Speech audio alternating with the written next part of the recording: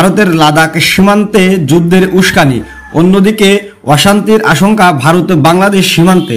সম্প্রতি ভারতের লাদাখ সীমান্তের প্রকৃত নিয়ন্ত্রণ রেখার খুব কাছে অত্যাধুনিক হাতিয়ার ও ড্রোন নিয়ে বড় আকারে সামরিক মহড়া চালিয়েছে ড্রাগনল্যান্ডের পিপলস লিবারেশন আর্মি।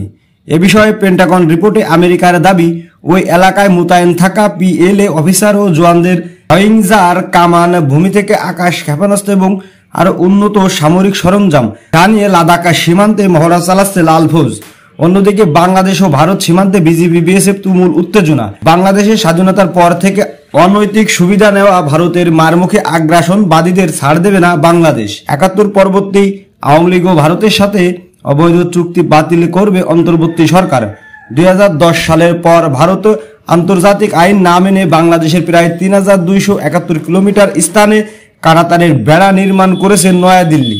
বর্তমান ছাত্র জনতার বাংলাদেশ সীমান্ত রক্ষী বাহিনী ও সাধারণ নাগরিকদের শক্ত অবস্থানের কারণে লালমনিরহাটে সহ ৫টি স্থানে কাঁটাতারের বেড়া নির্মাণ বন্ধ করতে বাধ্য হয়েছে ভারতীয় বিএসএফ। সবাইকে ধন্যবাদ জানিয়ে শেষ করছি। আল্লাহ হাফেজ।